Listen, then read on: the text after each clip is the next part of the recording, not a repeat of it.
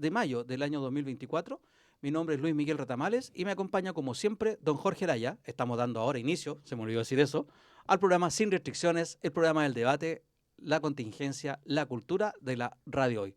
Muy buenas tardes, don Jorge Araya. ¿Cómo está usted? Muy buenas tardes, don Luis Miguel Retamales Contreras. Por la madre.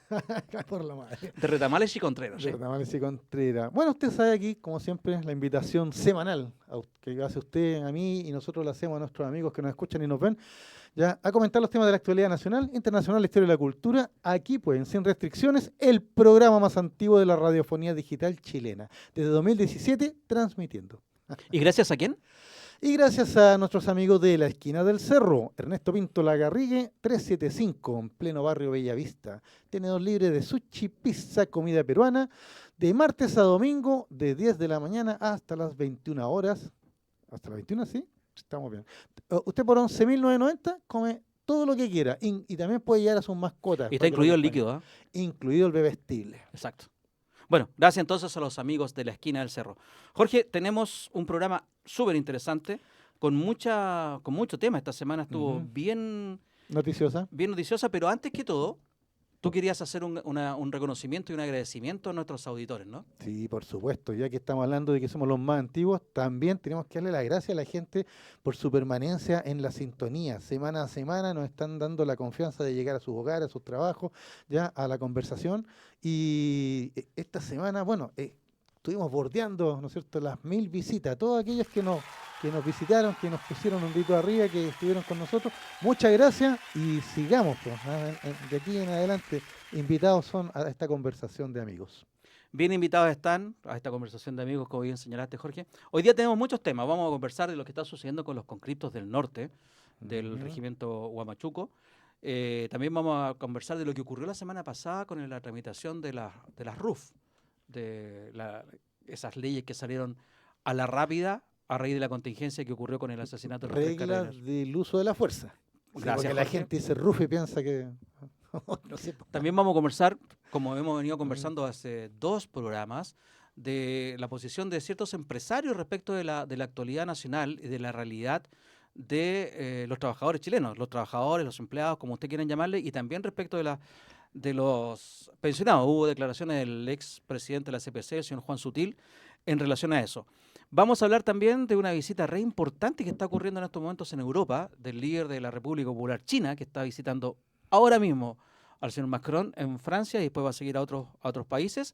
Y también nos vamos a referir a lo que está pasando en relación a un tema que no está en las primeras planas de las noticias chilenas, pues.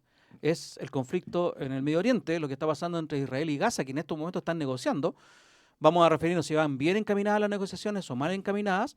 Y en la historias sin restricciones, ¿de qué nos va a sorprender hoy día? ¿Con qué nos va a sorprender mejor? 200 años de una sinfonía que nos da esperanza en la humanidad y que pucha que no hace falta en estos días. La 9ª sinfonía de Beethoven. Vamos a contar la historia. 200 años entonces de la 9ª sinfonía de Beethoven. Bueno, Jorge, antes de entrar en materia, yo quiero referirme al obituario, como tú siempre señalas. Claro. Y es que hoy día es importante el personaje, ¿no? Son 2 personajes importantes, te sorprendí con el último. Sí, por favor, cuéntele a la gente que yo creo que se van a sorprender igual que yo. Sí, yo estaba ahora recién con un amigo de Argentina y conversamos del personaje que nos vamos a referir a posterior, pero antes de eso, los argentinos tuvieron una semana media movida en ese sentido. Falleció el señor Javier Martínez. ¿Quién es Javier Martínez? Es el baterista de un grupo rock precursor del rock en Argentina en los años 60, del grupo Manal, que, digamos, después de él vinieron los grandes próceres que tú y yo conocemos, del Flaco Spinetta, de Charly García, de Nito Mestre, de ese tipo de rockeros que son contemporáneos, que son mayores a nosotros, pero nosotros crecimos con esa música. ¿No crecimos escuchando esa música, claro. Y este señor Javier Martínez falleció a avanzada edad, a inicio de la semana pasada, y como digo, es un precursor de la música argentina, un componente así como conversábamos fuera de micrófono, como Agua Turbia acá, por ejemplo, o grupos de ese tipo. No es de la nueva de la nueva ola, porque era otro tipo de música, pero sí era más rock, más progresivo y muy avanzado para la época, a principios de los 60. Pero lo otro que me quiero referir, y aquí Juanito me va a ayudar ¿Tenemos apoyo, Juanito? con un apoyo que vamos a lanzar al aire y después vamos a profundizar en la noticia. El éxito vale cada segundo. Mira. El éxito es como llegar al borde del abismo. Un paso más y desaparecemos. Si damos un paso para atrás podemos aspirar a la gloria. Entonces nosotros tendremos que dar un paso para atrás. Nos creímos que el éxito nos iba a salvar y nadie lo garantiza. El éxito nuestro tiene que ser encontrar un equipo que salga la gente enojadísima y que diga cómo perdimos este partido y que el amigo le diga, bueno, pero jugamos bien. Esta historia de si juega para ganar, yo no conozco a nadie que juegue para no ganar un partido. Hemos llegado a la ridiculez de decir a mí lo único que me importa es ganar. Bueno, no me gusta ganar de cualquier manera ni de casualidad. Lo que ustedes estaban escuchando y estaban viendo es ni más ni menos que don César Luis Menotti. Falleció durante el día de ayer. César Luis Menotti fue, para el gusto de muchos, el mejor entrenador argentino de la historia, pero en lo que sí coinciden todos, en que fue el que inició la carrera triunfal de la selección argentina. Fue el primer campeón del mundo con la selección argentina en el año 78. Fue un futbolista de éxito, jugó en el Santos, fíjate tú. Sí, estuve viendo su currículum. Jugó en Boca, bueno, sale en Rosario Central. Uh-huh. Después pasa a Racing, creo que pasa a Boca, donde es campeón. Juega en el Santos, juega también en la Juventus. Y como técnico, sacó campeón en el año 73 a un equipo de cabros chicos, le decimos acá, pibes, le dirán ellos, donde estaba Brindisi, estaba Babington, estaba Houseman y algún otro que se me escapa, que después fueron grandes nombres en el fútbol argentino, y jugaban en Huracán, un equipo relativamente pequeño para los grandes que nosotros estamos acostumbrados a escuchar, y lo sacó campeón. Y es producto de eso, lo nombran entrenador de la selección argentina, después del Mundial del 74, y forma este equipo que finalmente se coronó campeón del mundo el año 78, donde no llevó a Maradona, por considerarlo muy jovencito, claro. Después se arrepintió de eso porque dijo, gracias a Dios salimos campeones, porque si no me enrollaría hasta hoy de que no llegué a Maradona. Pero sin embargo llevó a Maradona al Mundial de Japón del año 79, sub-20, uno de los primeros mundiales juveniles, donde Argentina también sale campeón juvenil del mundo por primera vez en su historia. Entonces, después de él vienen todos estos éxitos. Después de él dirigió a la selección argentina en el año 82, después vino Bilardo y vino otro cuento. Pero me quiero detener en estas frases que escuchamos que básicamente resumen lo que fue él en su vida. Él fue capaz de conciliar muy bien el fútbol con la política, Jorge, con la filosofía. Él se declaró siempre como un político de izquierda. Era peronista, después dejó de ser peronista, tiene una historia muy, muy entretenida, porque un periodista amigo le dice, ¿cómo va a ser peronista? Y va a apoyar a Perón, que cuando se arrancó de acá se fue a una dictadura, como se fue a Paraguay con Stroessner, después se fue a España con Franco, y ahí dejó de ser peronista y se afilió al Partido Comunista, ni más ni menos. Mira. Pero él tenía esa filosofía de ganar, pero no ganar a cualquier costo. Lo dijo ahí. Lo dijo ahí. Claro. Él tenía la filosofía de no perseguir el éxito por el éxito en sí mismo. Él perseguía la gloria. Él decía que Guardiola, por ejemplo, no estaba siguiendo el éxito. Guardiola estaba siguiendo la gloria. Él fue el padre futbolístico de muchos actuales entrenadores, exfutbolistas y actuales entrenadores, dentro de los cuales está Guardiola. Guardiola ha reconocido ser seguidor de Menotti. En Argentina estaban los menotistas y estaban los bilardistas. Sí, pues su némesis, Bilardo. Su némesis, exactamente. Ambos campeones del mundo, afortunadamente sí. para ellos. Pero después fue director, entre medio, digamos, fue entrenador de varios equipos y finalmente, entre ellos Barcelona, por ejemplo, sí, Boca Juniors también, Independiente de Avellaneda, y creo que tuvo en Newell's también, volvió a Rosario, por ahí a Rosario Central su equipo, fue entrenador de la selección mexicana también, y ahora era director de selecciones de la AFA. Él estaba en ese puesto cuando salieron campeones del mundo en el último mundial. Y fue uno de los que apoyó primero la ida de Sampaoli a la selección argentina y después, que cuando se fue Sampaoli salió muy mal de la selección argentina, quedara uno de sus ayudantes, que es Scaloni. Mucha gente no sabe que Scaloni era uno de los ayudantes del cuerpo técnico de Sampaoli. Bueno, Menotti fue uno de los responsables, digamos, que Scaloni estuviera en esa selección. Así que para mí es un tributo a este señor que marcó un antes y un después en el fútbol argentino. Hasta entonces se sabía que el fútbol argentino era muy bueno, pero era poco profesional. Campeón sudamericano. Claro, pero le faltaba ese título mundial. teniendo grandes jugadores. Habían tenido a Moreno, al Charro Moreno, que jugó acá en Claro. Chile. Habían tenido en esa etapa a Di Stéfano, ¿no es cierto? Este señor Menotti jugó con Pelé, Claro. dirigió a Maradona, conoció a Messi. En fin, o sea, se codió con los más grandes, ¿no? Hay toda una generación ahí de futbolistas argentinos, ¿ya? Y hay toda una historia también, ¿ya? Del fútbol. Tengo sí una cosa que te iba a comentar, ¿eh? Yo quería sorprenderlos a todos con un libro que tengo que es El fútbol a sol y sombra, de Eduardo Galeano, Sí. ¿ya? Y lo busqué, porque dije, "Oye, ¿qué dijo Galeano?" Porque describe muchos mundiales, muchos futbolistas, y busqué a Menotti y no menciona una línea de él. ¿Y de qué año es ese libro, Jorge? Ya la edición que yo tengo es 90 y algo debe ser.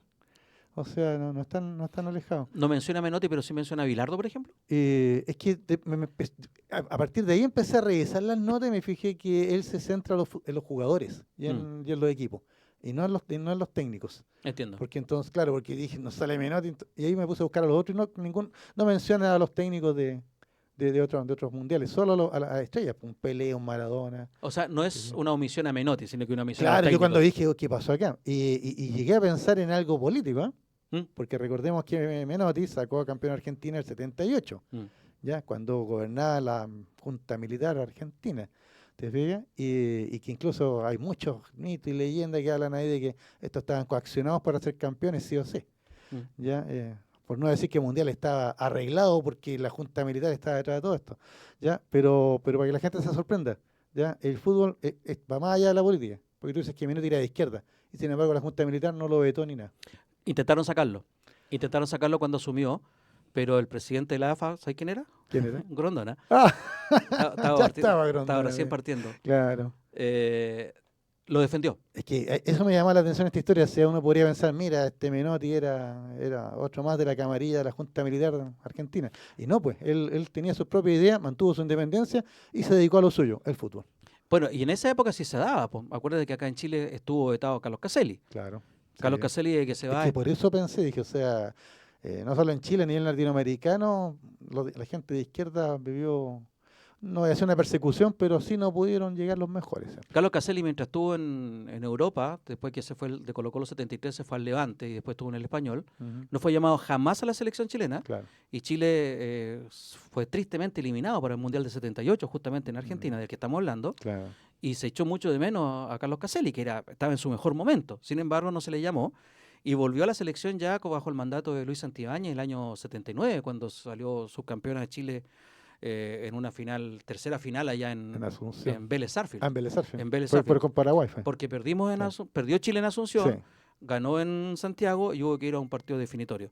Pero volviendo al caso de Menotti. de Menotti, Don César Luis Menotti. claro, él también estuvo vetado en esa época por el régimen, pero afortunadamente fue defendido y después los resultados avalaron la decisión de haberlo tenido. Hay mucho que decir.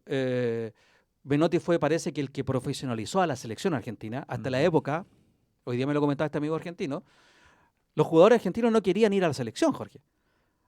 Ahora mueren por ir a la selección. Y les da lo mismo ganar o perder. Es defender a la selección. Un orgullo que viene entonces de la época de Menotti, por un poco lo que estábamos escuchando o vimos en sus palabras, en que avalaba más que el triunfo en sí mismo, el juego, el cómo llegar al triunfo, cómo llegar al éxito.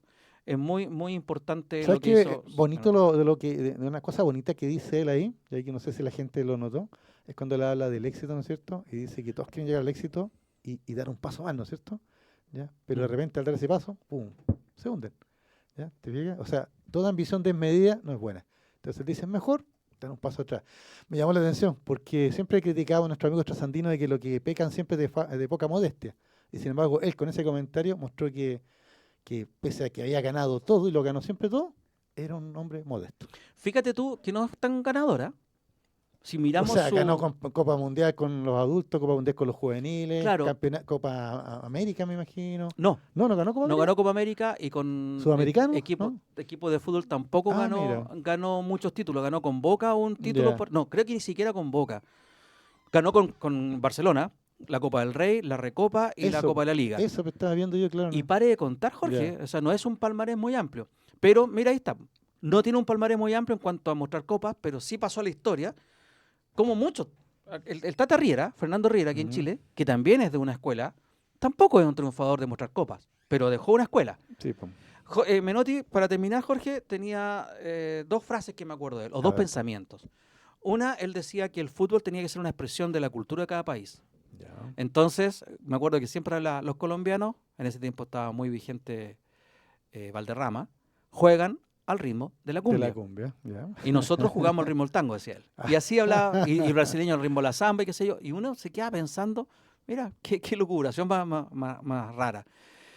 Y lo otro que decía, en esa época los técnicos no eran como ahora tan histriónicos de estar a la orilla del campo, ni tenían demarcada ese cuadro donde se pueden parar y hasta donde, no, hasta donde Ya, no eran tan tienen que divos, estar y qué sé yo. ya, No eran tan divos, no eran tan protagonistas. claro. Y se quedaban mucho en el banco.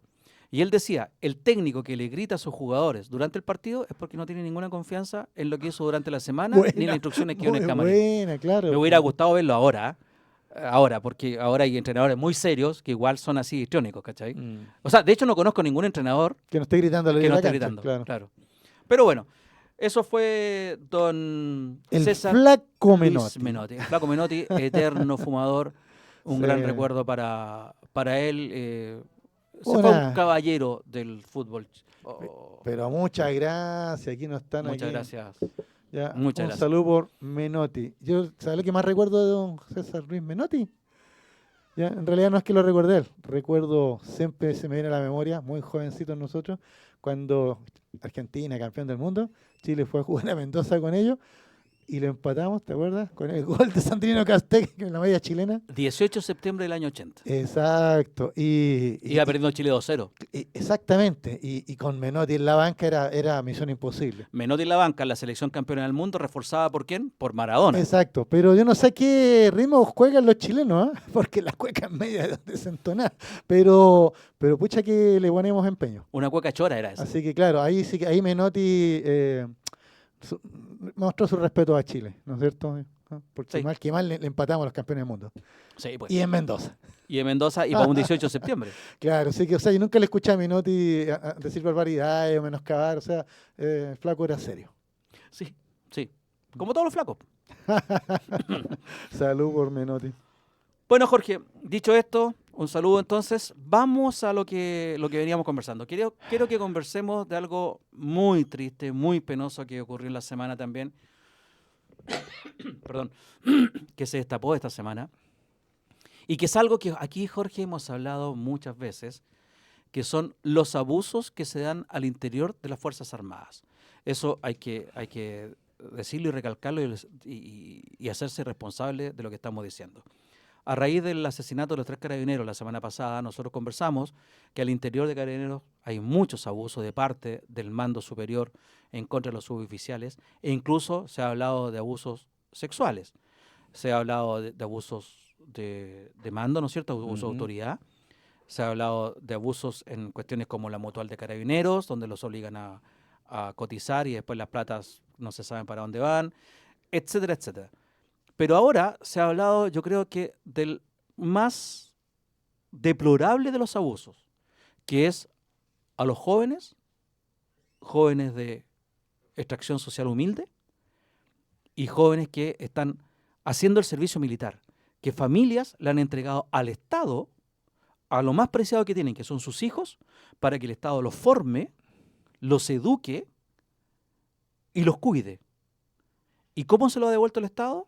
Desgraciadamente, a uno de esos chicos lo devolvió fallecido y hay una cantidad importante de niños, porque son niños de 18 años, que están internados en el hospital, producto del estado de salud en que quedaron después del abuso que cometieron contra ellos en una mal llamada campaña militar.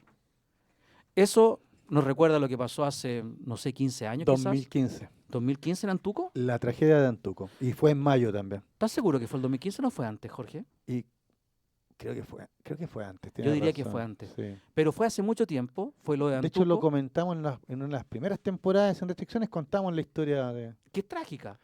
brutal, porque fallecen por una ventisca. Claro, porque estaban porque estaban mal equipados. apertrechados, ¿no es cierto? Claro, y más que mal equipados, aquí sabes que salió muchas veces comentario, lo escuché recuerden Antuco, porque la situación es muy similar. Nuevamente un mando comete un error, ¿ya? Y al llevar un grupo de jóvenes que están recién aclimatándose y formándose, ¿ya? A una zona extrema del territorio nacional, ¿ya? Y no en las mejores condiciones. Y de acuerdo a los testimonios, yo escuché el testimonio de Carrador de la Madre, ¿ya? Y de otros conscriptos que ratifican este testimonio, ¿ya? No fue tanto el clima ni la campaña en sí lo que provocó, ¿ya? El fallecimiento de este joven, sino, ¿ya? El abuso y la brutalidad del instructor a cargo, ¿ya? En donde en una mala entendida hombría, ¿ya? En una mala entendida masculinidad, ¿ya? No le presta los auxilios requeridos al joven y fallece. O sea, es los antecedentes que tenemos. ¿Ya? En el caso de Antuco fue una orden en donde se le ordenó marchar a estos jóvenes en condiciones ya climáticas extremas, ¿ya? Y el clima cobró su precio.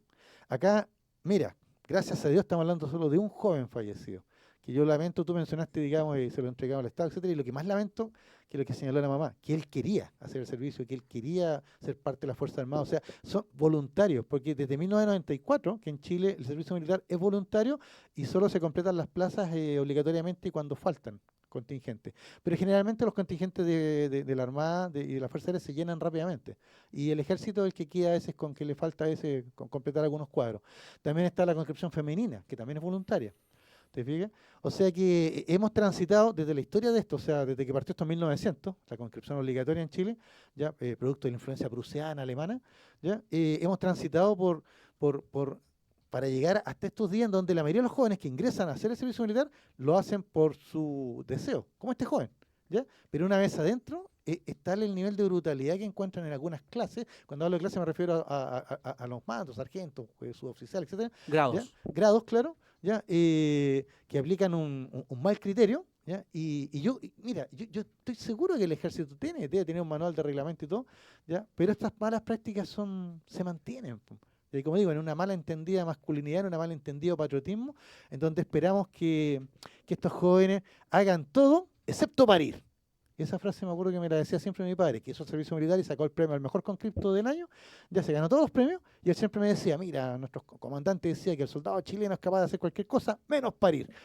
Bueno, pero no por eso yo voy a llevar a estos jóvenes al extremo del umbral, de la agonía y la muerte, po. Porque no los entrenamos para eso, como me lo dijo un amigo tuyo y mío, ¿no? Carlos Espinosa, que ojalá no esté escuchando, ya no se entrenan a estos jóvenes para morir, se entrenan a estos jóvenes para sobrevivir. Esa es la idea. ¿Te fijas? Entonces, lo que pasó en Arica no tiene ninguna excusa y esperemos que no caiga el manto del olvido, porque me puse a revisarlo aquí en las redes y hay una larga lista de conscriptos que han fallecido en diversas circunstancias y bueno, todo queda ahí nomás, po, en la justicia militar. Justo Cosa que vamos a hablar después. Sí, vamos a hablar después de eso. Justo se había sabido también el caso de otro muchacho que estaba internado en un hospital en Santiago debido a que durante su campaña había recibido un piedrazo que no se sabía por qué y había quedado en estado vegetal. Pero vino esto que tapó evidentemente los titulares, las noticias, o sea, quiero decir tapó las noticias porque los titulares curiosamente se demoraron varios días en tomar la primera plana que sí tuvieron los crímenes de los carabineros. Pareciera que aquí Se solaparon, claro. y pareciera que aquí hay dos tipos de víctimas, po. Carabineros es un tipo de víctima respaldado por un sector y los conscriptos son otro tipo de víctimas donde ese sector está totalmente ausente y aparecen otros defendiéndolos. Fíjate tú que hay un Twitter de la señora Verónica Belkner, que es una ex candidata a diputada por los republicanos, ¿Y qué señala? donde habló de que estos eran unos mamones y que había que hacerse Ya. hombres y que con estos mamones Chile perdía todas las guerras. Oh, Esa es una persona, por favor. ahora le respondió una de las madres de los heridos y le dijo que le había causado profundo daño. Porque efectivamente, ¿cómo puedes hablar con... Mira, si tú estás lloriqueando por algo tan terrible como fue el asesinato de Carabineros, ¿cómo te puedes ser tan insensible respecto de la muerte de este niño conscripto o de los heridos? Hay algo mal, está en ti. Por ¿No es verdad? supuesto. Ahora, lo que ocurre en Chile es que desgraciadamente, esto que tú acabas de señalar, Jorge, fue porque estaban mal equipados y también porque existe el concepto de que tú bien lo señalaste, te enseñan a sobrevivir, pero para el maltrato. Efectivamente, los enemigos no te van a tratar a ti Claro. con guante de seda, estamos de acuerdo. Pero hasta en la guerra hay leyes que se Hay respetan, normas, Jorge. claro. Y aquí, fíjate que Hay los códigos. muchachos, hay códigos, sí. Los muchachos se quejan hasta de los enfermeros que le dieron los primeros auxilios. Se reían de ellos los trataban de la peor manera porque eran maricones, po. ¿Cómo no aguantaban esto? ¿Cómo se morían de frío? ¿Cómo se morían de dolor? Mm. Entonces, a estos muchachos que son, de nuevo, no profesionales, no son soldados profesionales, no han pasado 4 años en una escuela matriz para esto, son muchachos que lo están recién preparando, les dan, pero con todo. ¿Cómo pretenden que soporten, Jorge? Es que cuando yo vi la noticia de Arica, ¿ya? Esto sucedió, ¿no es cierto?, el regimiento Huamachuco de Arica, ya la campaña la están haciendo en Putre, donde mi señor padre, en su experiencia militar de conscripto, me señalaba que mandaban a los castigados a Putre, porque era una zona extrema, ¿te fijas? ¿Ah? Entonces, pero bueno, digamos que hay toda una lógica para este entrenamiento. Ya, el tema es el siguiente, cuando yo vi la noticia me sentí retrotraído a 30 o 40 años atrás. ¿Ya? Cuando efectivamente hacer el servicio militar era para que te apalearan y tenías que sobrevivir de alguna manera. Era perder 2 años.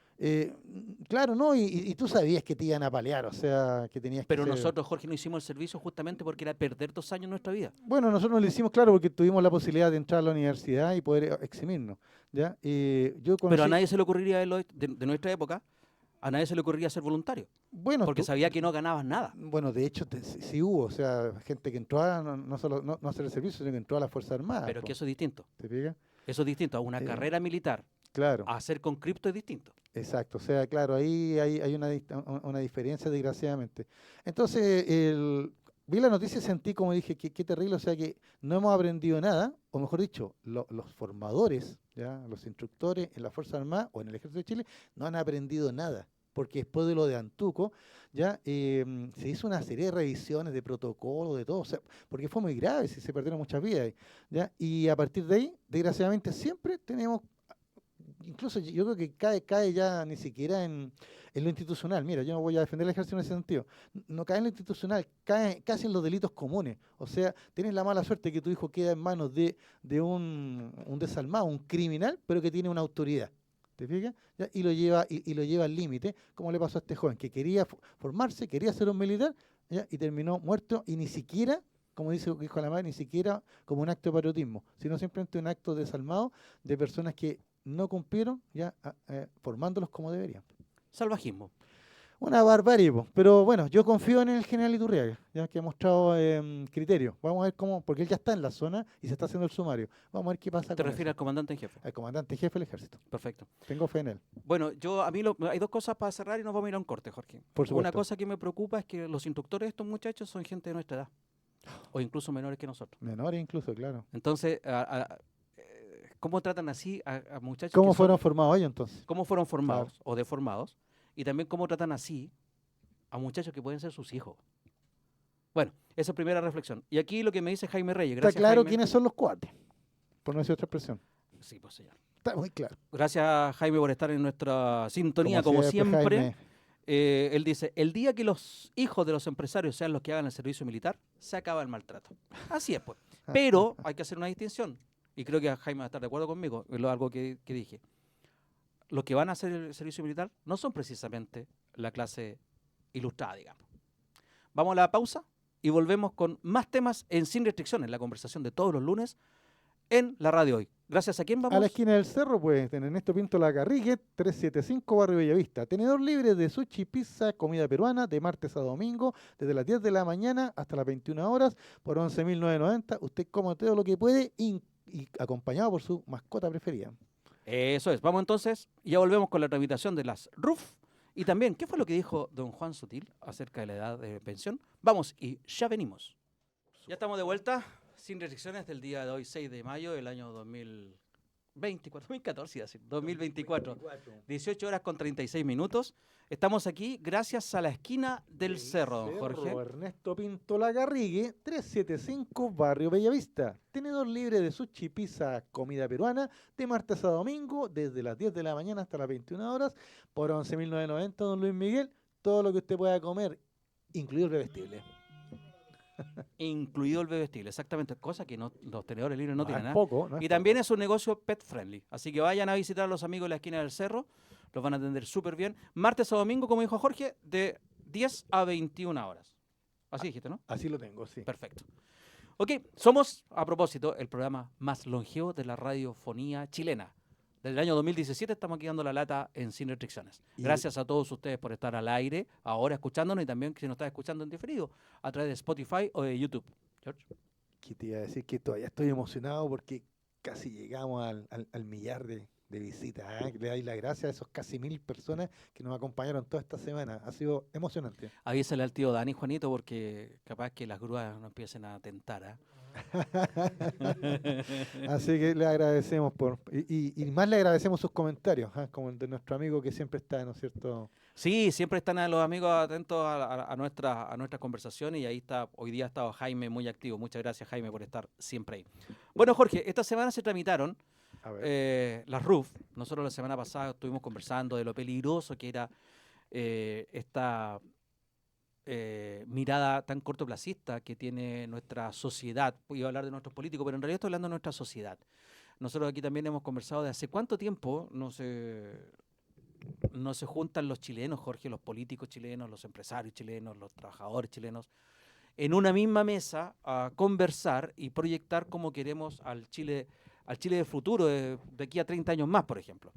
Estamos con la batalla chica, estamos con la pelea chica, con la reforma de las pensiones, que lleva 10 años en el Parlamento, estamos con reformas tributarias, unas sí, otras no, estamos con que los empresarios siempre están en contra de cualquier tipo de reforma que favorezca a los trabajadores, y eso ha sido así desde siempre, por lo menos desde el retorno a la democracia. La semana pasada hicimos el ejercicio de leer declaraciones de los jerarcas o de los principales líderes empresariales a principios de los 2000, lo que decían en el gobierno de Ricardo Lagos, y ahora 30 años después, digamos 24 años después, siempre se alaba al gobierno de Ricardo Lagos, pero no olvidamos lo que era la contingencia del día a día. Y aquí, producto del esnable asesinato de Carabineros, surgieron estas voces de políticos que están tan prestos para las cámaras y para las luces y qué sé yo, y que tenemos que legislar porque las leyes no sirven. Nos faltó el imbécil, porque déjame decirlo con esas palabras, Jorge, que propone restituir la pena de muerte, desconociendo, es decir, Tratados internacionales.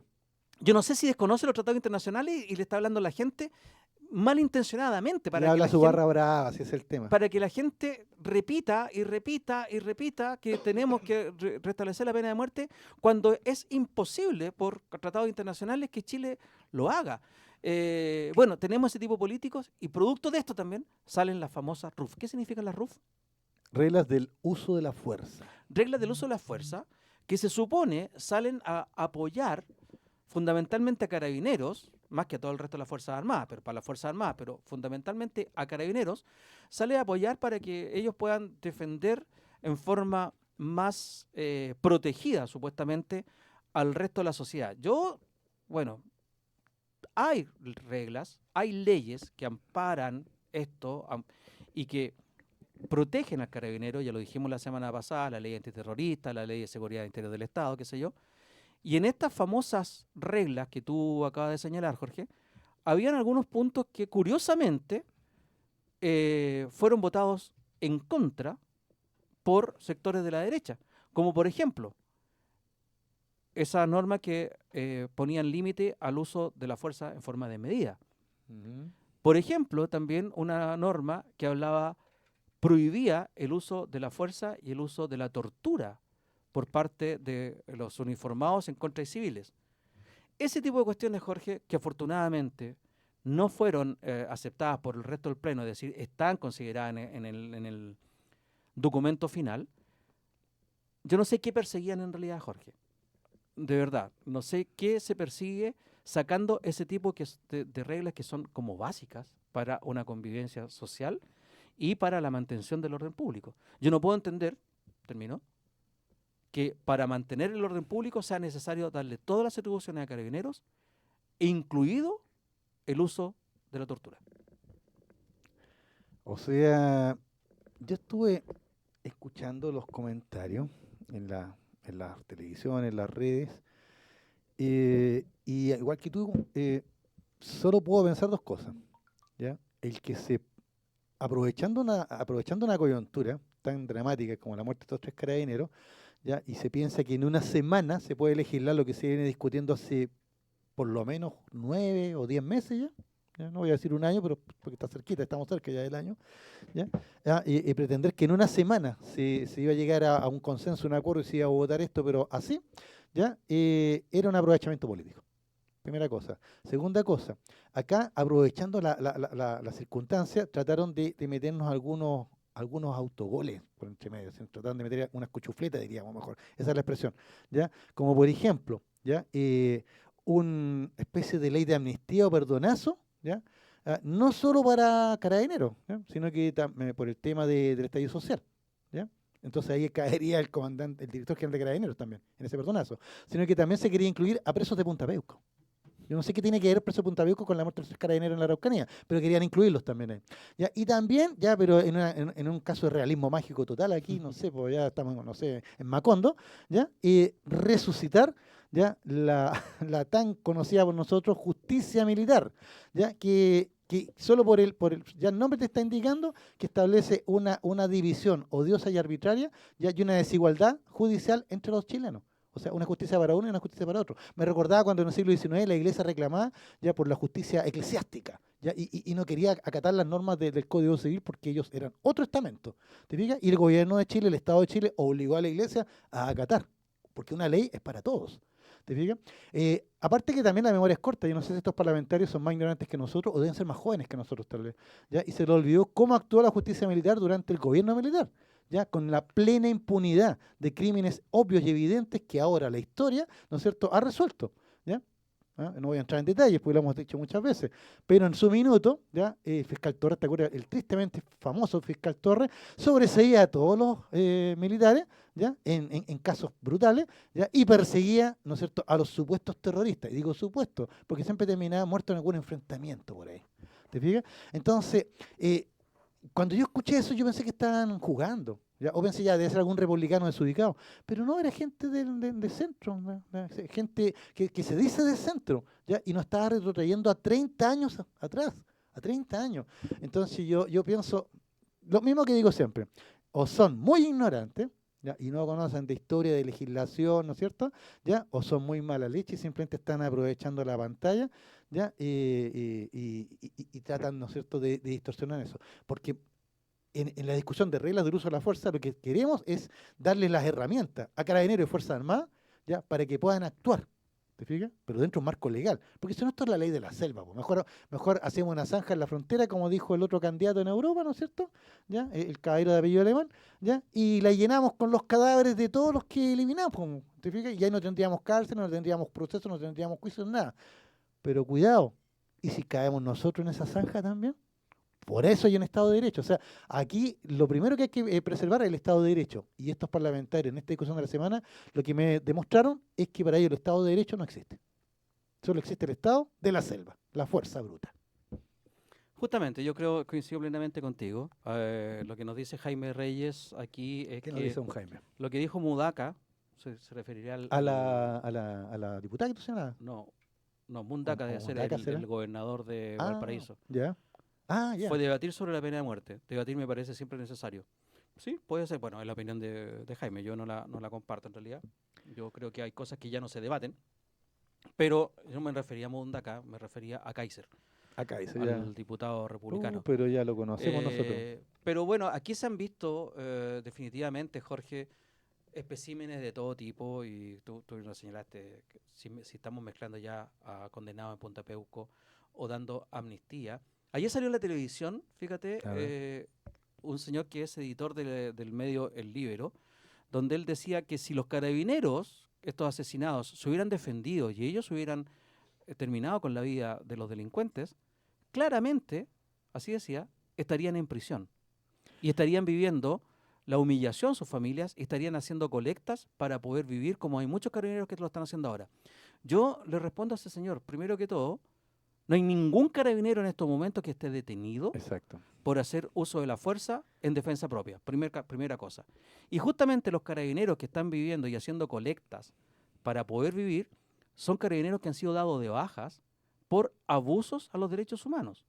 Entonces, yo creo que esta gente, no sé si intencional o no intencionalmente, le hacen un flaco favor a la institución que dicen defender, Jorge. Porque cuando están mezclando al que siempre nosotros hablamos, el carabinero que está en la frontera, las 24 horas, con frío, con calor, con lluvia, está botado, custodiándonos, el carabinero que sale en una patrulla a hacer ronda en cualquiera de las zonas más peligrosas de Chile, custodiándonos, no se puede meter en el mismo saco con el carabinero que abusó de los derechos humanos de quien quiera que haya sido. Porque aquí estamos defendiendo a delincuentes. Entonces, yo no sé si al meter en el mismo saco se dan cuenta que le están haciendo un flaco favor al carabinero que cumple con su deber, Jorge, que cumple con las reglas que le ha dado la Constitución para protegernos, justamente tal como dice su himno. Oye, Luis Miguel, y también qué mala memoria la de este caballero del libro, ¿ah? Y de otros más que escucharon la semana. Porque ni siquiera ha pasado un año de la ley ese que se sacó, no recuerdo el nombre ahora, del carabinero que fue asesinado en Avenida Mata, ¿te acuerdas? Sí, ¿Ya? Y producto de ese asesinato, de ese carabinero, es que se discutieron una serie de normas donde le dieron más atribuciones a carabineros y también le dieron más garantías jurídicas y judiciales. esa es la Naín Retamal. No estoy seguro, por eso que no señalo el nombre de la ley, pero recuerdo que eso no ha pasado un año de esa ley. ¿Ya? Y resulta que todos estos parlamentarios ahora aparecen exigiendo esto y lo otro, y esa ley que se le echaban al bolsillo, se le olvidó que se aprobó eso ya. A mí me da, en resumen, Jorge, a mí lo que me molesta de Ujú. este asunto es cuando se politiza la discusión, entonces a uno lo defiende un sector y a otro lo defiende el otro sector. Yo creo que aquí, y volviendo al inicio de la conversación, cuando se habla en corto plazo y se saca el pequeño dividendo político, es cuando hacemos esto. Yo quisiera ver a la derecha defendiendo, así como defienden a estos carabineros asesinados, también defendiendo a estos conscriptos abusados en el norte. Por ejemplo. Y claro. también quisiera ver a la izquierda en forma más decidida en normas que van a la seguridad, porque hemos hablado aquí, hay un complejo en la izquierda bien entendido, o sea, sabemos por qué viene el complejo de la izquierda respecto al tema de la seguridad, porque está el tema de los derechos humanos siempre latente.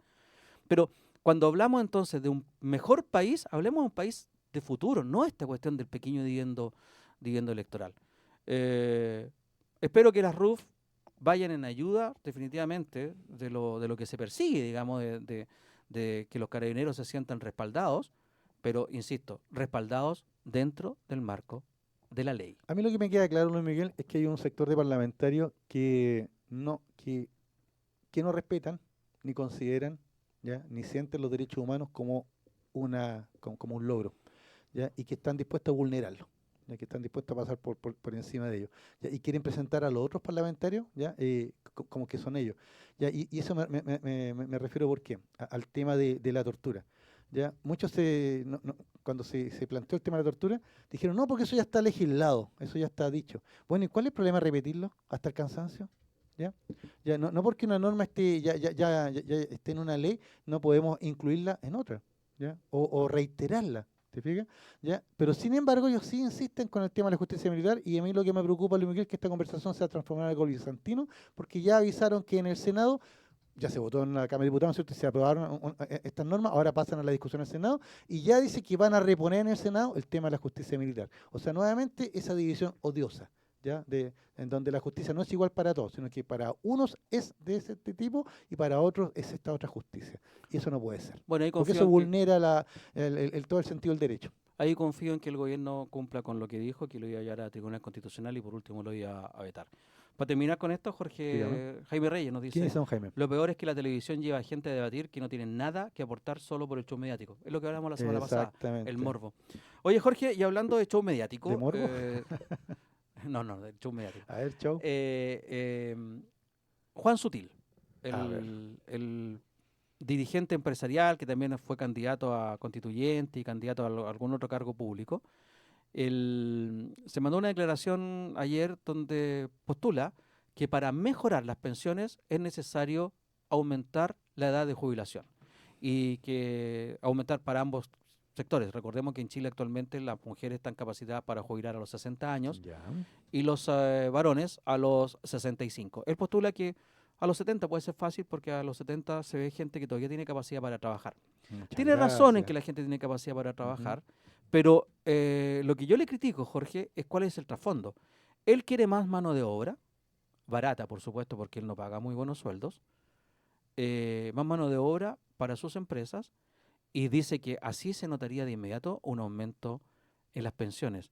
Cuando el Falta. promedio de las pensiones está en 300.000 pesos de las personas que, según lo que Es dice menor que el Fundación sueldo Sol, mínimo, ¿ya? según lo que dice Fundación Sol, gente que Ujú. ha cotizado 35 años, entre 30 y 35 años, cuando el promedio está en alrededor de los 300.000 pesos, ¿qué significará un aumento inmediato por trabajar 5, 6 o 10 años más?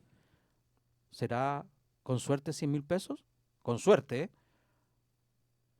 Y, ojo, se opone a que las empresas aporten los 6 puntos que están en discusión en la reforma. Pero por supuesto, es costo, pues. Pero ¿sabes qué? Mira, Es costo. eh, no voy a defender a un Juan Sutil, pero entiendo perfectamente su punto de vista, ¿ya? Porque tendría que ser, no sé, po, un hombre muy franciscano, muy creyente, muy católico, para que se pongan los zapatos de los trabajadores, ¿ya? En la vida del trabajador, en el día a día, en cómo llegar a fin de mes, te fijas, en cómo pagar todo, en cómo endeudarse, etcétera, ¿ya? O sea, se requiere, ¿no es cierto?, una integridad tal, ¿ya? Para poder ponerse en el lugar del otro, ¿ya? Que él no tiene, pues. ¿Ya? Él simplemente está en su rol de empresario y como empresario lo encuentro súper franco lo que dice. ¿Ya? Necesito más trabajadores y tengo que pagarle lo mismo nomás, po. Entonces, jubilen más tarde, po. ¿Para qué jubilan antes si tampoco tienen plata para jubilar? Siga trabajando nomás, po. ¿Te fijas? Porque mientras tú y yo sigamos trabajando, podemos seguir cotizando, ¿ya? Y con ese colchón de las AFP, las empresas se siguen financiando, pues, ¿no es cierto?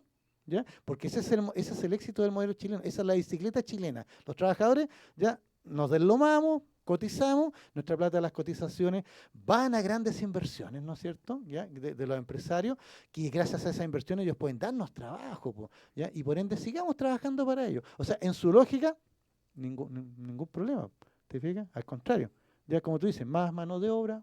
¿Ya?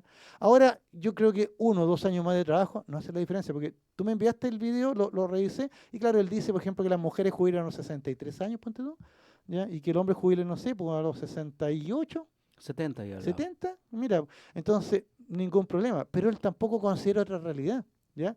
No considera el tema de la salud, no considera el tema de la vivienda, no, o sea, en el fondo, él se imagina que toda la gente envejece igual, ¿ya? Y que sin taras, sin enfermedades, o sea, es como somos clones hoy, para eso somos unos clones. Entonces todos podemos llegar a esa edad impecable, con nuestra cabeza perfecta, o sea, él no considera ninguno de esos elementos. ¿Sí? Que simplemente él está pensando en que trabaje más, ¿ya? Y seamos francos, Luis Miguel, ¿tú crees que con 2 o 3 años más de cotizaciones va a alcanzar una pensión digna? Si el problema no es la cantidad de años. Nosotros ya lo hemos dicho varias veces y Fundación Sol y otros organismos también lo han señalado, hasta la Naciones Unidas. El tema no es la cantidad de años, el tema es los bajos salarios, ¿no es cierto? ¿Ya? Y el hecho de que la AFP invierten, pierden nuestros fondos, ¿ya? Pero ellas no se hacen responsables, sino que perdemos nosotros.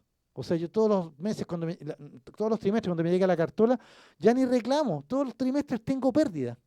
¿Ya? Y nunca llego a la meta y al final voy a jubilar con el mínimo. Pero cuando reviso la otra cartola, ¿no es cierto? La de las utilidades de la empresa, de la FP en que estoy, ya esa nunca desmejora, al contrario. Entonces, es un negocio para unos, ya, pero para otros no. Así de sencillo. Lo que yo quiero dejar como comentario ¿Mm? es que no me llama la atención en realidad. Lo que quiero destacar en todo esto es que ya sea por el lado de los empresarios o como sea por el lado de las AFP, lo que están pidiendo para mejorar la realidad de las pensiones de los chilenos, de nosotros, es que nosotros sigamos haciendo el esfuerzo. Claro. ¿Por qué digo esto? Porque según las palabras de Juan Sutiles, según las palabras de Mewes hace 2 semanas en la Ujú. ENADE, el esfuerzo tendría que ser por parte nuestra, aumentando entonces la edad de jubilación, trabajando más. Más Eso es la primera tiempo, cosa. claro. No hay esfuerzo por parte de nadie respecto a eso. Y por el lado de las AFP, el esfuerzo debería venir también por parte nuestra, ya que si se van a dar esos 6 puntos más adicionales que los empresarios ya vemos que no lo quieren No lo entregar, quieren dar, claro. la AFP dice, venga todo para mí, y yo le mejoro la pensión. Entonces tampoco hay un cambio en la gestión de la AFP. También es aumentarle el presupuesto para que administren mejor. Y la, Yo y eso- la FP no espérame, pone espérame, ni Jorge. una luquita con de Lo- toda la utilidad, ¿eh? A No eso pone- quiero llegar, justamente, en que no hay ningún tipo de reforma donde los empresarios digan, sí, tenemos que hacer algo. El 2019 decían que sí tenían que hacer algo. Ah, En porque- octubre del 2019. Cuando estaban a punto de subirse el helicóptero para salir. ¿Será necesario llegar a eso? Ah, Vámonos la movilización social de nuevo. Vámonos a la corte. Yo tengo la respuesta. Seamos todos accionistas de la FP, pues, usted y yo, y nos repartimos las utilidades, ¿no? Capitalismo popular, decían. Claro, no es malo. Vámonos al corte, Jorge. Mejor. Y vamos a volver con lo que está pasando en el mundo. Y también vamos a volver con los 200 años de la novena sinfonía de Beethoven. Gracias a la quién? esquina del cerro, pues. Ernesto Pinto Lagarrigue, 375, Barrio Bellavista. Tenedor libre de sushi, pizza y comida peruana. De martes a domingo, de 10 a 21 horas, por 11.990. Todo lo que usted puede consumir, incluido el bebestible. Vamos a la pausa y ya volvemos. Ya estamos de vuelta en Sin Restricciones, día 6 de mayo del 2024. Son las 19 horas con 2 minutos. El programa más longevo de la radiofonía digital chilena. Sin Restricciones del año 2017. Y estamos al aire gracias a quién, Jorge. A la esquina del cerro, Ernesto Pinto Lagarrigue, 375, Barrio Bellavista. Tenedor libre de sushi, pizza, comida peruana. De martes a domingo, de 10 de la mañana hasta las 21 horas. Por 11.990, usted come todo lo que pueda y el bebestible está incluido. Qué bueno. La esquina del cerro, entonces, Ernesto Pinto Lagarrigue 375. Y bueno, nosotros estamos todos los lunes a contar las 18 horas, entre las 18 y las 19:30, pero también, si no nos puede ver en directo, no nos puede oír por cualquier cosa, este programa se repite los días martes a las 14 horas y también estamos presentes en plataformas como Spotify y YouTube. Me salió como YouTube. En YouTube. Y YouTube. Oye, Juanito, Juanito, ¿algo tenemos pendiente? ¿quién viene ¿Qué tenemos ahora? después de las 19:30? ¿Qué programa viene?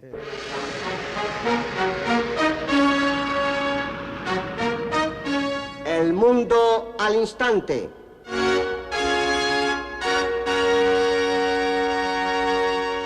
Abrimos así en la franja de actualidad internacional. Don Jorge Araya, profesor de Historia, ¿qué nos convoca hoy día en lo internacional? Hoy en la internacional tenemos básicamente dos noticias. La primera, la visita del líder chino Xi Jinping a Europa. Desde 2019 que no andaba por estos lados. Desde prepandemia. Desde prepandemia. Y en segundo lugar, la noticia que nos ha convocado ya por más de 6 meses, continúa, ¿no es cierto?, el conflicto en Gaza, ya la tregua que se está discutiendo, dicen que jamás la aceptó. Israel hoy día no comentó nada porque hoy día en Israel es el día del holocausto, de memoria del holocausto. ¿Ya? Así que ellos están en ese tema hoy día. Pero como yo le comentaba en los comerciales, ya hay noticias se están llegando datos de bombardeos en Rafah y probablemente la operación israelí ya comenzó. Así que de tregua no sé qué podemos esperar todavía. Bueno, respecto a la visita del líder chino a Europa, actualmente está visitando a Francia, luego va a ir a Serbia y a Hungría, curiosamente a Hungría. Sí, qué interesante. ¿Por qué es curioso? A ver. Porque Hungría tiene un gobierno de ultraderecha, donde estuvo hace pocos días Kast, donde mandó las declaraciones vergonzosas que hizo. Sí, puro pelambre nomás. Y a los ultraderechistas le viene bien los comunistas, fíjate. ¿Eh? Qué curioso. Es que comparten algo en común, tienen algo en común. El no respeto a los derechos humanos. El autoritarismo fácil, pues, ¿no es cierto? Claro. Correcto. Oiga, Bueno, lo de- pero espérame, dígame, quiero profundizar en eso. por favor. ¿Qué pasa con la visita del líder chino? Estados Unidos lo está mirando con mucha atención, dado que puede sembrar algún tipo de distanciamiento entre Europa y Estados Unidos, ya que los chinos tienen una billetera muy holgada, y una de las conversaciones que va a tener con Macron es justamente una igualdad comercial, es decir, que la balanza comercial entre la importación y la exportación entre ambos países se estabilice un poco y se produzca realmente una balanza como corresponde, no tan cargado en estos momentos favorablemente a China, pero también van a conversar respecto del apoyo tácito que ha dado China a Rusia en la guerra entre Rusia y Ucrania. Por eso los Estados Unidos lo están viendo con mucha atención cómo se desarrollan estas conversaciones. Y es curioso que el líder chino de los países de la Unión Europea más importantes vaya solamente a Francia, no va a otro país. Pero vamos a estar atentos entonces a qué es lo que sucede. Y respecto de las negociaciones entre Israel y Hamás que se han llevado a cabo en el Cairo, terminaron ayer si no me equivoco, bueno, no hubo acuerdo, pero también Estados Unidos está muy interesado. ¿Por qué? Porque esta negociación y el desarrollo del conflicto entre Israel y Hamás va a afectar, quieranlo o no, a las elecciones de presidente en Estados Unidos. En estos momentos, John Biden, el presidente, está mirándolo, porque cualquier cosa que ocurra le va a poder afectar a sus aspiraciones. Creo que en junio o julio se produce la convención demócrata donde se nomina al candidato, que sin duda va a ser él por el lado de los demócratas, y muy probablemente su adversario va a ser Donald Trump, el expresidente. Pero Biden está tratando de convencer a Netanyahu de ablandar un poco su posición, cosa que pueda figurar Biden como un precursor de la paz en el Medio Oriente, pero Netanyahu está muy lejos de hacerle caso. Netanyahu tiene sus propios problemas internos y también está gobernando hacia su propio electorado, que es el más derechista, más ultraderechista, que está a favor de el uso de la fuerza contra las tropas, contra el pueblo palestino en este caso, ni siquiera tropas, contra el pueblo palestino. Una de las soluciones que estaría evaluando Netanyahu sería hablar con Egipto para poder trasladar a la gente desde Gaza hasta Sinaí. Pero de esta forma sería un juego de ajedrez bastante interesante, bastante importante para Netanyahu y difícil de que lo acepten los palestinos. ¿Por qué? Porque definitivamente terminaría con el sueño de un Estado palestino. Sería un traslado de personas hacia otro lado. Otro éxodo. Y le podría producir, otro éxodo, bien dicho. Y le podría producir también problemas a Israel con Egipto, que hasta el momento se llevan relativamente bien. Biden está a la expectativa de cómo se resuelva este conflicto y estas negociaciones fundamentalmente, porque ve que podría ser una herramienta más para el voto en contra de él, sumado a lo que está ocurriendo en Estados Unidos. Fíjate que en Estados Unidos tuvimos la semana pasada un desalojo en las universidades, dos de las universidades más importantes de Estados Unidos, la Universidad de Columbia y la Universidad de California, la UCLA. ¿Sabes lo que me pasó a mí con eso? Era como estar viendo noticias de los años 60. Es que eso mismo te iba a decir, Jorge. No a la guerra, en esa era Vietnam en ese tiempo. Ahora, no a la guerra, Gaza. Es que eso mismo reflexioné en la semana, Jorge. Nuestros padres, es decir, los abuelos de los muchachos que están hoy día en las universidades, reclamando, ¿sí? Hicieron lo mismo contra la guerra de Vietnam. Es decir, han pasado 50 años, 50 prácticamente 50 años, 50 años, y estamos igual. ¿Qué diría nuestro amigo Miguel Espinosa? La historia cíclica. Por Dios. Si no está escuchando, Miguel. Todo este conflicto, Jorge, entonces, le llega de rebote a Joe Biden, que al principio tuvo una actitud muy de apoyo a Netanyahu. Claro. Ahora ha tratado de mantenerse neutro cuando ve que el conflicto se trasladó también a su propio territorio y le va a afectar necesariamente en las elecciones a la cual se va a presentar. ¿Algo más que agregar? No, solo quería ponerle más sal a la comida. Usted sabe que Putin anunció hoy día maniobras militares con armas nucleares de corto y mediano alcance en la frontera con Ucrania. Ay. Yo creo que eso lo hace Putin porque anda su amigo chino en Francia, ¿ya? Y porque Europa habla mucho de rearmarse, de poner más plata para Ucrania. Se habla de que en este minuto la guerra es un empate. Entonces Putin está como mostrando sus cartas diciendo, miren, ustedes quieren seguir con esto, allá vamos. En esa dirección estaríamos yendo. Y bueno, yo creo que llegó el momento de sentarse a conversar. O sea, aquí ya los termocéfalos deben dar paso al diálogo y a las negociaciones. Tal vez Putin está haciendo eso mismo para ahora alcanzar una negociación, porque la guerra de Ucrania, usted y yo lo hemos visto, en este momento no lo está ganando nadie. Es un virtual empate. Sí, y también la frase cliché, Jorge, que con la guerra nadie gana, ni el vencedor. No, porque hay guerras que uno ve que los tipos avanzan, se toman esto, lo otro y sacan el pedazo. Pero aquí, como le digo, puede que Putin esté simplemente blufeando, ¿ya? Pero si yo viviera en Europa no estaría muy tranquilo. Y de nuevo, Jorge, lo que tú dijiste hace un rato, Europa, la juventud europea, vuelve a sentir lo mismo que sintieron sus abuelos en la Guerra Fría. Exactamente, pero esta guerra está más caliente que la fría. Sí. Te digo, el tipo está mucho más cerca. Bueno, así anda el mundo. Vamos a ver qué pasa la próxima semana.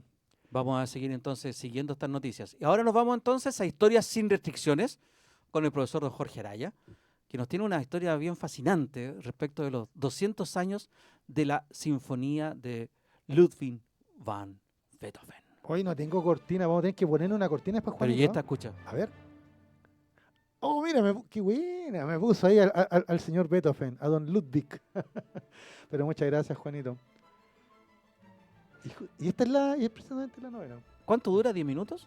No, esto dura como 70 minutos la sinfonía completa, ¿qué quiere que le diga? O sea, Bueno. es como harto. Le digo, yo le doy a ciencia exacta Ah. 1 hora y media. Mira. Ahí Una tiene. hora y media. Son 90 minutos. 90 minutos. Claro, con porque- show y todo. ¿Sabe por qué es tan larga? ¿Por qué? Porque don Ludwig innovó, pues. Y eso es lo primero que voy a señalar. Primero digamos que se cumplen mañana, 7 de mayo, se cumplen 200 años del estreno, ¿ya? En Viena, de la novena sinfonía en re menor, opus 125, conocida como coral. Y eso no es menor, don Luis Miguel, porque hasta esa época, todos los grandes maestros, Haydn incluido, etcétera, todos los grandes maestros italianos, etcétera, todos hacían sinfonías, pero de 3 movimientos. Jorge, A ver. pausa. ¿Qué pasaba en Chile hace 200 años, en Hace 1824? En ¿Quién 18 estaba presidente? ¿Germán Riesco? En 1824 estaba don Ramón Freire. Ramón presidente. Freire. Claro, teníamos la Constitución del 23, la moralista de Igaña, que fue un fracaso, no se pudo aplicar, ¿ya? No se pudo aplicar porque era demasiado... creía que con las leyes se podía cambiar a la gente. O sea, ya había abdicado O'Higgins. O'Higgins claro, había abdicado en enero del 23, po, Ok. claro, y don Ramón Freire venía de vuelta de una paliza que le habían dado a los españoles en Chiloé, que no había podido ser recuperado, ¿ya? Y más encima, don Ramón Freire estaba entregando el estanco del tabaco a un empresario, A don Diego. don Diego Portales, ¿ya? Para poder recaudar fondos para pagar el empréstito de Londres que había pedido Higgins para ir a mandar la expedición en Libertadores al Perú. O sea, don Ramón Freire no la tenía fácil en 1824. Pero sí Chile se había convertido en el segundo país de América en decretar la abolición total y absoluta de la esclavitud. ¿Y el primero fue Haití? El primero fue Haití. Me acuerdo, Claro, me porque lo acuerdo. hablamos, ¿se acuerdan? La única Sí. rebelión de esclavos triunfante en la historia, por la Sí. de Haití.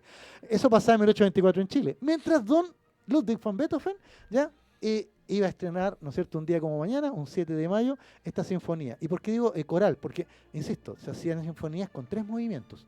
Pero Beethoven innovó, agregó un cuarto movimiento porque lo único que quería era meter los versos de un poeta que él admiraba mucho, Federico Schiller, poeta alemán, el clasicismo alemán, ya en un poema que se llama Oda a la Alegría, y que Beethoven lo había conocido el poema cuando él tenía 27 años, ya por ahí por 1700 y algo. ¿Ya? Y ¿Ya tenía Beethoven a esta 20 altura? no, aquí ya tenía 40 y algo. ¿Te fijas? Entonces Beethoven leyó ese poema y siempre quiso hacer una obra con él, quiso musicalizarlo, pero nunca había tenido la posibilidad. Entonces, ¿cuándo vino la posibilidad? Cuando resulta que la Royal Philharmonic Society de London, o de Londres, en 1817 le hizo un encargo. Queremos una sinfonía. Ya don Ludwig ya llevaba 8 sinfonías. ¿Te fijas? O sea, no era poco. Pero entre las 6 y las 7 había querido meter el tema coral y no había podido. Ah, fue por encargo. Claro, la Royal Philharmonic Society le pidió a Beethoven una sinfonía para ellos. Entonces, por ende, tenía que estrenarse, ¿dónde? En Londres, pues, ¿no es cierto? Ahí tenía que estrenarse. Pero aquí viene lo más simpático de la historia, don Luis. ¿Ya? 30 personalidades del arte de Alemania y Austria firmaron una carta y se la enviaron a don Ludwig, diciéndole que, producto de que era una obra de arte maravillosa, se estrenara en la capital del imperio, Viena. ¿Te fijas? ¿Del imperio? Del imperio austriaco. Claro. ¿Ya? Y lo más simpático es que Beethoven no tuvo problemas, ¿ya? Porque él siempre buscó el reconocimiento de sus pares. ¿Te fijas? Entonces los británicos quedaron así con, oye, pero ¿qué onda? La sinfonía era para nosotros. ¿Ya? Y Beethoven dijo, ningún problema, la sinfonía es de ustedes, de la Royal Society, ¿ya? Pero la vamos a estrenar en Viena. Ahora más encima nuestro Una amigo... pregunta, ¿sí? ¿por qué las sociedades como esa pedían una sinfonía? ¿Para qué? ¿Ya? Porque era, primero, un tema de prestigio, también eran estas sociedades filarmónicas en toda Europa, ¿ya? Y en el fondo hacían socios. ¿Ya? Tú y yo nos asociábamos a la Royal, en este caso Filarmónica, ¿ya? Y pagábamos por tener un palco. Y eso nos aseguraba, como las temporadas del teatro municipal, pues tú compras tu abono y todos los años te asegurabas que ibas a tener una obra nueva. ¿te fijas? Y entonces ellos reclutaban o buscaban a los mejores compositores del continente y le ofrecían. Entonces, para algunos músicos, sobre todo si no eras muy conocido, era un honor, pues, o sea, llegar no sé, pues, a inaugurar en el Teatro de Viena, en el Teatro de Londres, o en París, ¿te fijas? ¿Ya? O en Berlín, ¿ya? Las grandes capitales, y hacerse conocido. ¿Ya? Y los consagrados no podían ser menos. Pues en este caso, Beethoven ya era un consagrado, ya tenía... Pero esta sociedad le pagaba a Beethoven por hacer la... Sí, por supuesto. Pero este tipo esto no era entonces, gratis, claro. claro, pero este tipo, si la decidió, este tipo, digo yo, ¿Este compositor? claro, decidió estrenarla en Viena, Fue por el ¿a qué pedido. venía el pago de la sociedad? Entonces no le pagaron, po. No, porque él hacía la partitura, ¿ya? Y se estrenaba en Londres y esa partitura quedaba para la Royal Se estrenó en Philharmonic. Viena, Se estrenó en Viena, pero la partitura quedaba para quien la pidió en este caso. ¿Te fijas? para su exclusividad.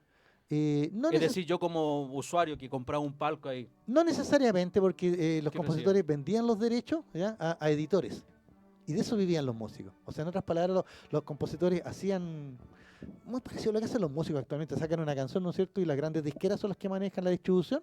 Bueno, acá eran los editores, los que tenían imprenta. Entonces, ellos le vendían a los editores los derechos y ellos, la publicación de estas partituras era el negocio de estos editores. o sea, la sociedad no le pagaba a Beethoven por esta... En el fondo, la sociedad le pasaba la partitura a un editor en Londres y ese editor en Londres le iba a pagar X cantidad de dinero a Beethoven, ¿ya? O en una comisión por cada vez que se editara y se publicitara. Entonces, las obras más famosas y conocidas le daban no solo prestigio, sino que le daban una fuente de ingreso a los músicos. De acuerdo. Ya, otras no tanto. A veces había músicos que hacían obras maravillosas, pero que no tenían llegada, po.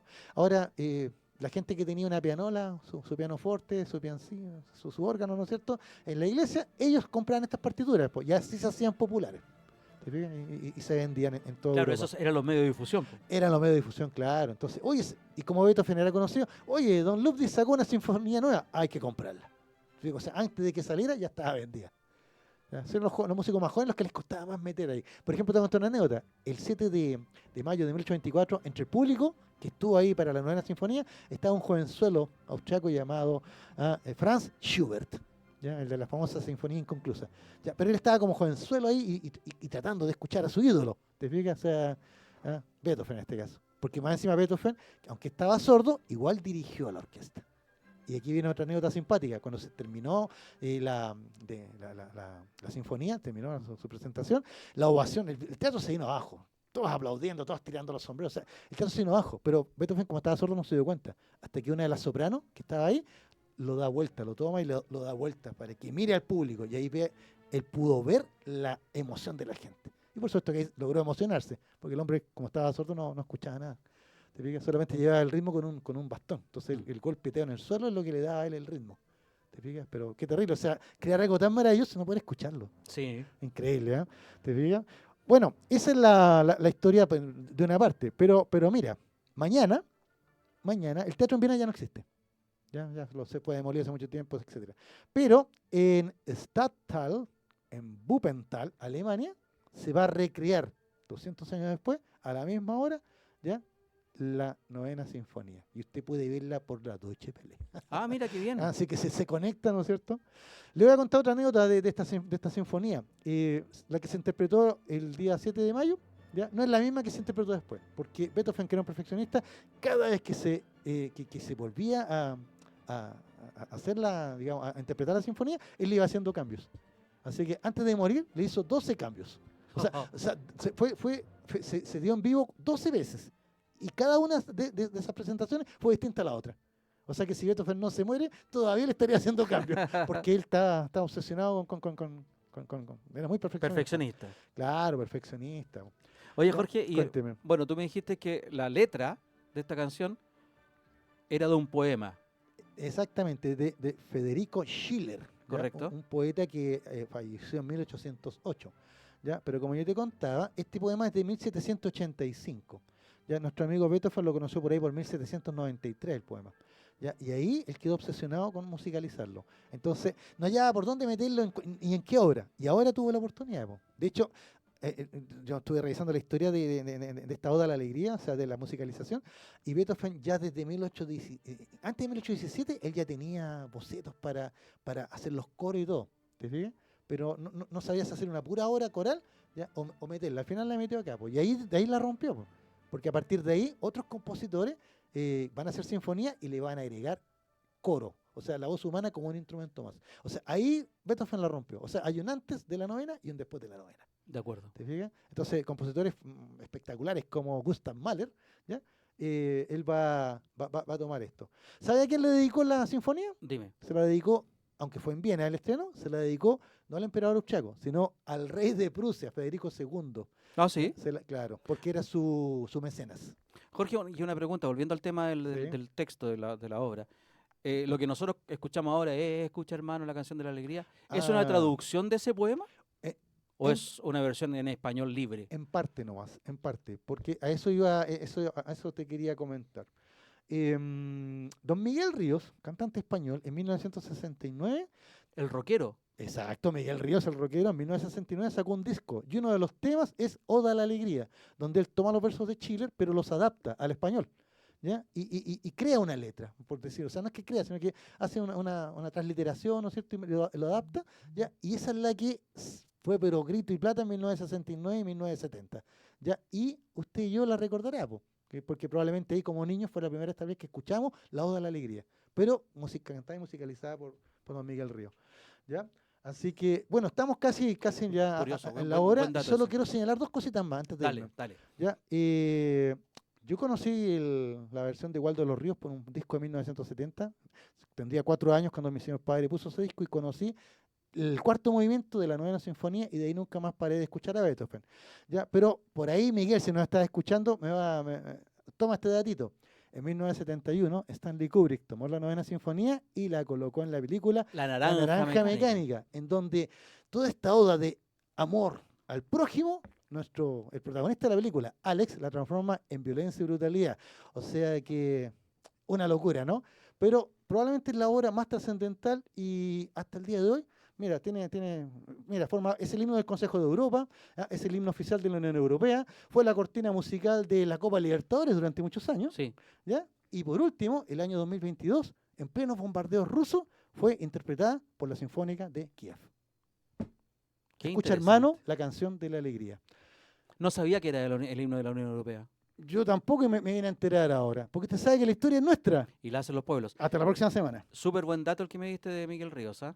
Bonito tema, ahí búsquelo en YouTube, está muy entretenido. Muchas gracias, Jorge. A ustedes. Nosotros nos vamos ya, son las 19 horas con 24 minutos.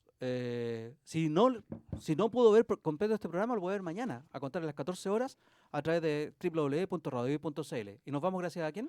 A la esquina del cerro, Ernesto Pinto Lagarrigue, 375, Barrio Bellavista. Tenedor libre de sushi, pizza, comida peruana, de martes a domingo, de 10 a 21 horas, por 11.990, todo lo que pueda comer, más el bebestible. Incluidos en esto sus mascotas. La esquina del cerro, Ernesto Pinto Lagarrigue 375. Juanito, ¿qué viene ahora para que se quede en la sintonía de la www.radiohoy.cl? Juntito, sintonía vital, descubriendo la salud integral. Así que ya estamos ahí a puntito ya está ahí Juan Francisco Pinedo ya conectado con nosotros acá para empezar el programa de hoy.